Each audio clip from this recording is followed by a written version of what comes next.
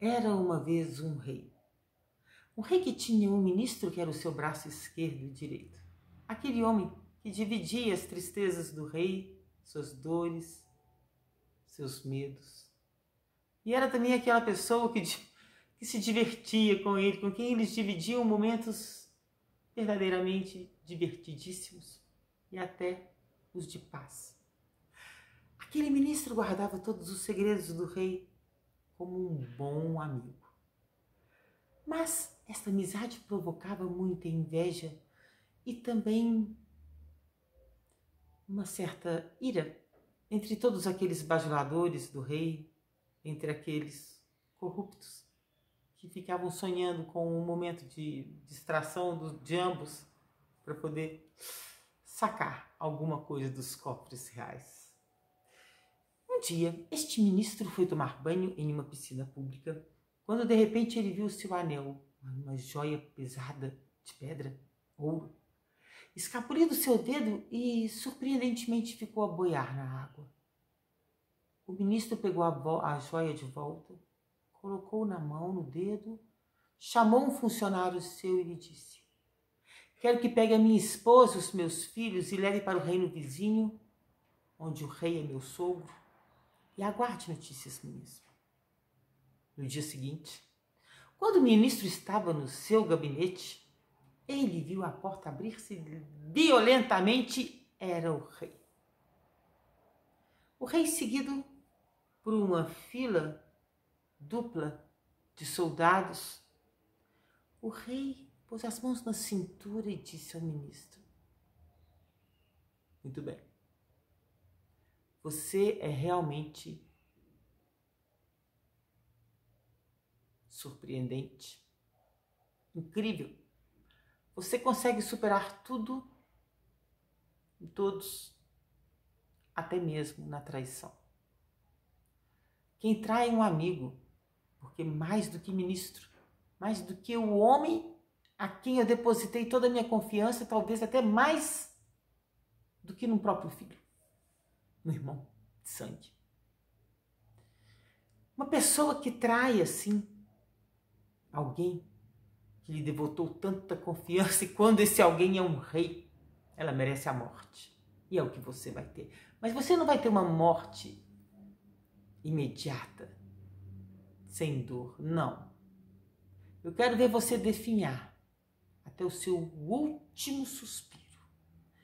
E imediatamente, o ministro, completamente perplexo e em silêncio, foi levado à última cela do calabouço, a pior de todas, aquela que não possuía um colchão, nem mesmo um tecido no chão de pedras.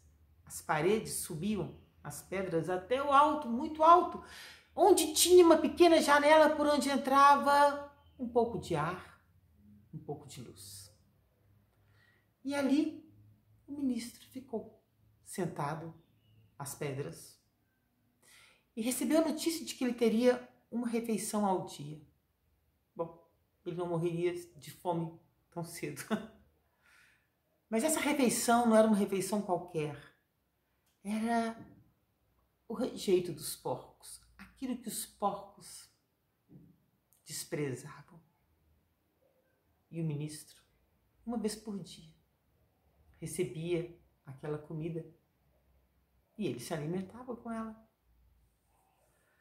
E o ministro não sabe quanto tempo ficou ali, por dias, se por semanas, meses ou anos. Ele já não se lembrava de muitas vozes, mas lembrava-se de algumas. E de algumas músicas também.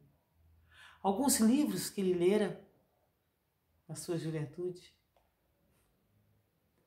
O cheiro da mulher amada, o sorriso dos filhos, o abraço do rei.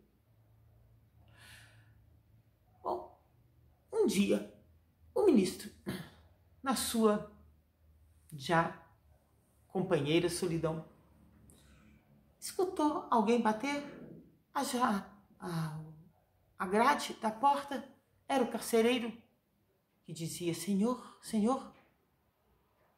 E o ministro que há muito não ouvia voz alguma, falou: sim, pois não? Diga. Ele falou: eu sou o seu carcereiro e eu sei que o senhor foi preso injustamente. Que o senhor nunca praticou nada contra o reino ou contra o rei. Eu sei que o senhor, eu imagino que o senhor não deve saber o dia de hoje. Hoje é um dia anterior ao seu aniversário e eu gostaria de lhe oferecer um presente, naturalmente, algo que eu possa trazer sem que ninguém perceba. Diga-me, o senhor gostaria de ganhar alguma coisa? E o ministro ficou pensando que, claro, que a única coisa que ele queria ganhar era o abraço dos seus filhos e da sua mulher. Mas o que pedir para um pobre soldado tão generoso, tão gentil e corajoso? O ministro lembrou-se de um doce. Era um doce que ele adorava comer. Ai, e ele tinha muita saudade desse doce também, que se chamava lucum à la pistache. Essa história aconteceu no Oriente. E então ele pediu o doce ao soldado, que no dia seguinte, quando veio trazer aquela ração para o homem, trouxe junto, tirado, cuidadosamente embrulhado de dentro do seu casaco, uma porção de lucum à la pistache.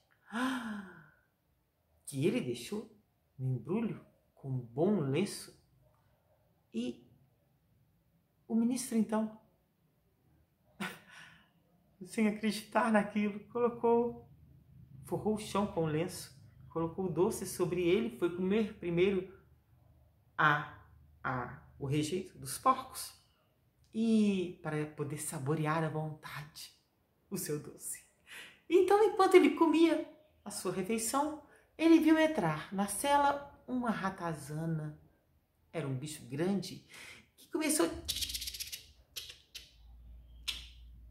e colocou um pé, uma pata sobre o doce e depois a outra olhou para o ministro olhou para ela, completamente estupefato, e o animal tanto medo teve daqueles olhos sobre ele que urinou sobre o doce. O ministro então chamou o carcereiro e disse: senhor, muito obrigada pelo presente. Eu poderia lhe pedir mais alguma coisa? Se eu puder fazer pelo senhor, por gentileza, chame. Você se lembra de um funcionário que eu tinha? Sim, eu me lembro bem. Por favor, procure por ele. Peça a ele para ir ao reino vizinho, buscar a minha esposa e os meus filhos e aguardar notícias minhas. Poderia fazer isso? Naturalmente. O recado foi dado. E no dia seguinte, o ministro,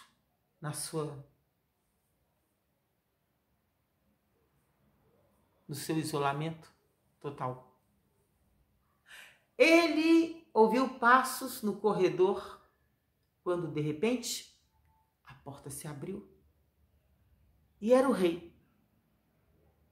Era o rei com um grupo de pessoas atrás, soldados, plebeus.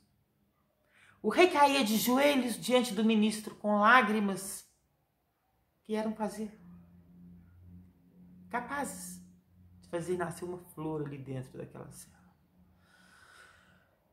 E o rei então falou: me perdoa. Eu sei que eu não mereço, mas pelo menos eu queria que você considerasse a possibilidade de voltar a trabalhar para mim e para o reino, com o dobro de salário, com uma nova casa, com, enfim, tudo o que você quiser. Por favor. O ministro aceitou. E o rei, em comemoração, mandou fazer uma grande festa. E nessa festa havia uma mesa gigante, repleta de lucum à la pistache. Bom, o rei não percebeu quando o ministro desapareceu da festa. Era o seu funcionário que o chamava para uma conversa, um tete-a-tete, um olho a olho, e perguntou: Senhor, um dia o senhor mandou que eu levasse a sua família embora e o senhor foi preso. Depois o senhor me mandou trazer sua família de volta e o senhor foi solto. O senhor sabia o que ia te acontecer? Como o senhor pôde prever isso? O ministro falou: não, meu caro. O fato é que eu era o homem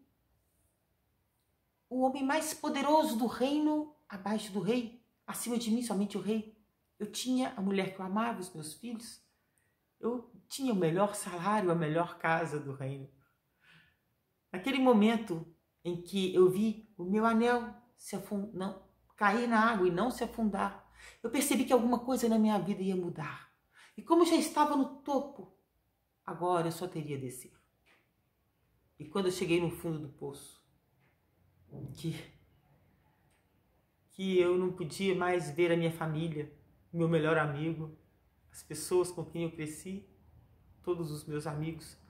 No dia em que, na absoluta solidão, eu pensei que nada pudesse ser pior do que aquilo, eu vi um único raio de sonho ir embora debaixo de uma ratazana. Quando eu cheguei no fundo do poço, eu vi que eu não tinha mais para onde descer.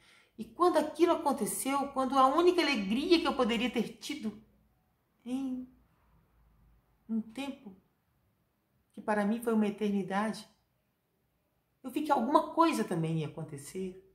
Como já tinha chegado muito embaixo, eu não tinha mais para onde descer. Eu agora só teria para onde subir. Eu agora só teria como subir.